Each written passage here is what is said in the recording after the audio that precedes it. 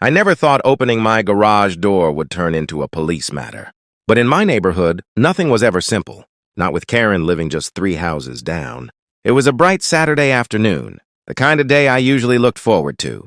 The sun was high, the air smelled faintly of fresh-cut grass, and I was finally ready to roll out the crown jewel of my garage, a car I had spent months restoring with my own hands. A deep red 1969 Camaro SS, every curve polished, every piece of chrome gleaming. To me, it wasn't just a car. It was a piece of history, a symbol of patience and craftsmanship. I pressed the button, and the garage door slowly creaked open. The sunlight spilled across the hood, making the paint sparkle like fire. I felt a rush of pride. This was the moment I had been working toward. I was just about to slide into the driver's seat for a test run when I heard the unmistakable sound of trouble. A voice, shrill, accusatory. "There it is! That's my car! You thief!" I turned, and sure enough, striding down the sidewalk in her trademark bright-colored tracksuit, was Karen Wallace, our self-appointed HOA queen. She wasn't alone. A couple of neighbors were trailing behind her, looking confused, as if they had been dragged into something against their will. I blinked, not even sure how to respond. "Excuse me?" Karen jabbed her finger toward the Camaro like she had just uncovered a crime scene. "Don't play dumb, Daniel.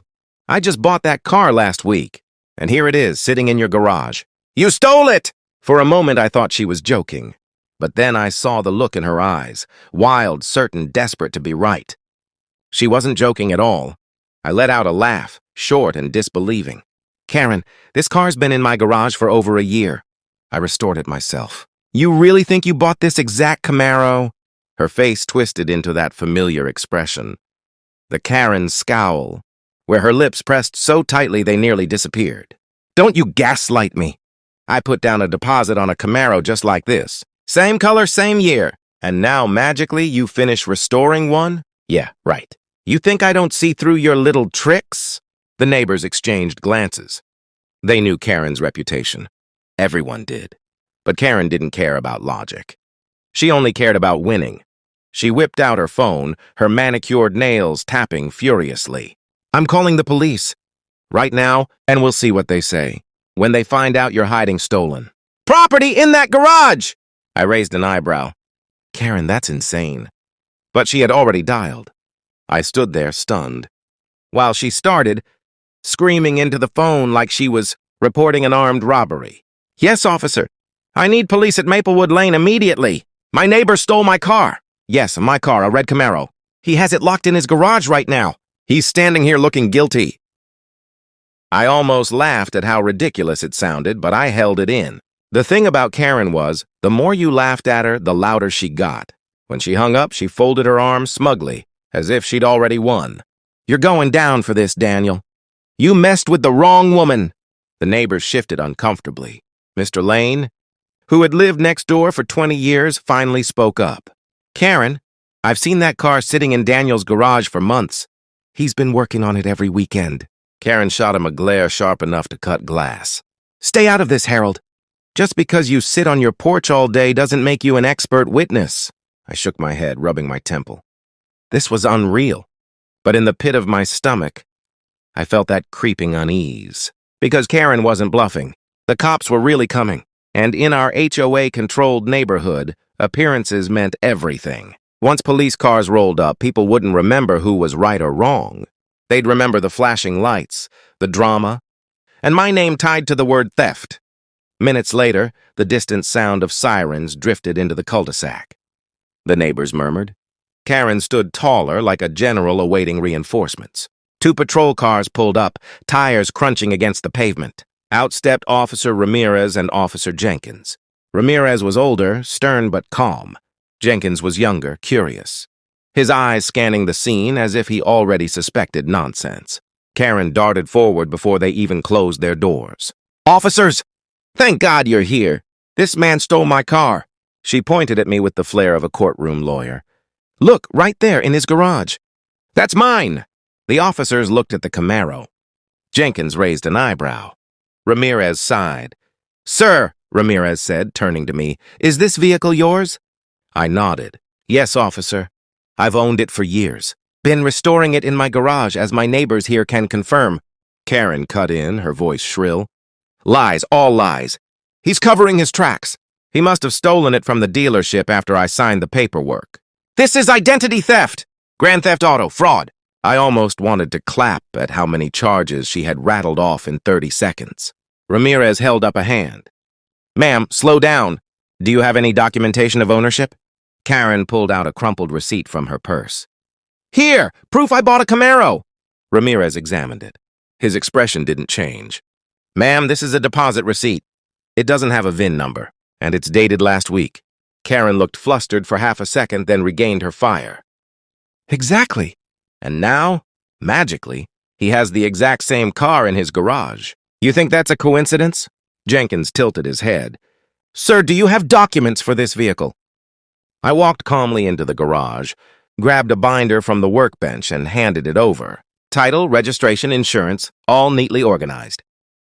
Jenkins flipped through it, nodding. Ramirez scanned the pages, then looked at Karen. Ma'am, this paperwork clearly shows Mr. Brooks has owned this car for over a year. Karen's face reddened, but she doubled down. He forged it. Don't you see? He's a mechanic. He knows how to fake things. At this point, the neighbors couldn't hold back. Mrs. Lane spoke up. Karen, for heaven's sake, we saw him tow that car in here months ago. We saw him sanding it, painting it. You think he restored a whole car overnight just to frame you? Karen's voice cracked. You're all in on it. This is a conspiracy against me. I stared at her, realizing she wasn't going to back down, no matter what proof we showed. And as the officers exchanged weary glances, I knew this was only the beginning. Because when Karen felt cornered, she didn't retreat. She escalated. And she had no idea just how far I was willing to go to protect what was mine. The officers stood between us, the Camaro gleaming in the afternoon sun like the centerpiece of some absurd courtroom. Karen wasn't backing down. She never did. Officer Ramirez handed my paperwork back to me. Sir, everything looks in order. You've got clear documentation of ownership. Ma'am. He turned toward Karen, his patience thinning. So far, we don't see any evidence of theft here. Karen's jaw dropped. What? You're just going to take his word for it? You think some papers prove anything? He probably printed those off his computer. I bit my tongue because if I opened my mouth, sarcasm would slip out, and sarcasm was the gasoline that fueled Karen's fire. But Karen wasn't finished. Not even close. I demand you search his house, she shrieked. He's probably got other stolen cars hidden. A whole operation. He's a criminal. The crowd of neighbors had grown. A few more families wandered out onto their lawns, drawn by the flashing lights and Karen's shrill voice. Phones were out recording, and suddenly I realized this was bigger than embarrassment. If Karen spun this the right way, I could end up plastered online as the guy accused of running a car theft ring. Officer Jenkins stepped forward, his tone calm. Ma'am, we don't search homes without a warrant, and there's no probable cause here. He has legal documents, witnesses, and no report of your car being stolen. Do you even know the VIN number of the vehicle you claim is yours? Karen blinked. VIN number? Who memorizes that? Ramirez exhaled slowly. Every legitimate owner, ma'am.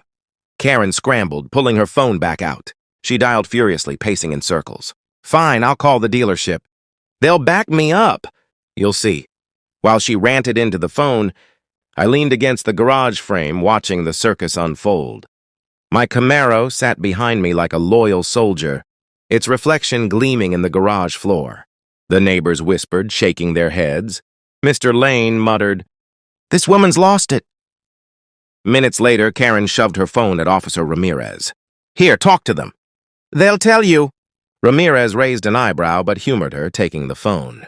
He spoke briefly, listened, and then returned it to her with a simple, "They say your vehicle is still on their lot, waiting for final paperwork." Karen froze. The words hit her like a punch, but only for a second. Then she roared back. "That doesn't prove anything. They probably mixed up the records. It happens all the time." Jenkins smirked slightly, trying to hide it. Ramirez rubbed his forehead. At this point, most people would have walked away in shame. But not Karen. No, she doubled down, her voice rising louder, cracking under the weight of her own delusion. "He stole it from under me. He probably bribed them too. He's dangerous. You can't just let him keep that car." And then she made her fatal mistake. She marched right into my driveway, hands flailing, and grabbed the Camaro's door handle. "I'll prove it's mine," she screeched. That's when Ramirez barked, "Ma'am, step away from the vehicle." Karen froze, caught mid-yank, like a child with her hand in the cookie jar. She turned slowly, her eyes darting between the officers and the neighbors, recording her every move. The image was damning. Karen trespassing on my property, trying to break into a car that wasn't hers, after screaming theft. Ramirez's voice was firm. "Ma'am, this is no longer a misunderstanding. You are interfering with private property. If you don't step back immediately, we will be forced to act." The crowd gasped. Karen's face turned crimson. But instead of retreating, she lashed out. "You're all corrupt," she screamed. "The whole system is against me. You'll all regret this." Her voice echoed down the cul-de-sac, sharp and ugly. She stomped backward, but the damage was done. Every neighbor had footage. Every whisper turned into murmurs of disbelief. And me? I just stood there silent, letting her bury herself. Finally, Ramirez signaled to Jenkins. They stepped aside with Karen speaking in low tones. She flailed her arms, gesturing wildly, but their patience was gone. The words "false report" and "disorderly conduct" carried in the air, and Karen's eyes widened in fear.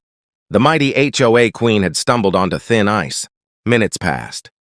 The officers returned, calmer now. Ramirez addressed the crowd. "There is no evidence of theft. The vehicle is legally owned by Mr. Brooks. Any further disputes should be handled civilly through proper channels." Karen tried to protest, but Ramirez silenced her with one look. As they guided her back toward her house, she hissed at me under her breath. "This isn't over. You'll pay for this." I didn't respond. I didn't need to. Because in that moment, the neighborhood had seen her for what she was. Not a watchdog, not a protector, just a liar unraveling in broad daylight. The police cars pulled away. The crowd dispersed slowly, buzzing with chatter. Some gave me nods of support. Others chuckled at the absurdity of it all. And when the street was finally quiet, I stood there alone, the Camaro behind me. But I knew better than to think it was finished. Karen never let things go. She thrived on conflict. Sure enough, the very next morning, an email blast from the HOA hit every inbox. A long, venom-filled letter accusing me of housing dangerous vehicles, operating an unlicensed business, and creating public disturbances. She couldn't win with the cops, so she went back to her kingdom, the HOA. But here's the thing about Karen. She underestimated just how prepared I was. Because while she was busy spinning lies, I was busy gathering evidence. Every neighbor who witnessed yesterday's circus, they were more than willing to sign statements. The lanes even offered me security camera footage showing Karen storming into my driveway. And me, I had the ultimate trump card, a folder filled with dated receipts, progress photos of the restoration, and video clips of me sanding, painting, and rebuilding that Camaro from scratch. Proof layered upon proof. So when the HOA board called a special meeting to address Karen's complaints, I didn't walk in nervous. I walked in ready. The room was tense. Karen sitting at the head of the table like a queen defending her throne. She launched into her tirade, her voice shaking with fury, waving her deposit slip like it was the smoking gun of the century. When she finally paused for breath, the board turned to me, and I calmly laid out everything. Documents, photos, witness, statements, video, even the dealership's confirmation that her so-called Camaro was still waiting to be picked up. The room fell silent. Karen sputtered, her words tripping over themselves. But, he must have... The board cut her off. "Karen, enough. This matter is closed. Mr. Brooks has done nothing wrong." And just like that, her empire cracked. Neighbors who once tolerated her began avoiding her. The board started questioning her authority. And her voice, once the loudest in the neighborhood, became just noise in the background.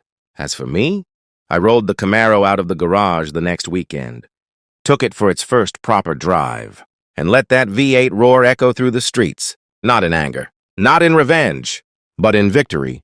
Because sometimes the best revenge isn't shouting louder, it's letting the truth shining bright under the sun drown out the lies. And as I cruised past Karen's house, her blinds twitching furiously, I couldn't help but smile.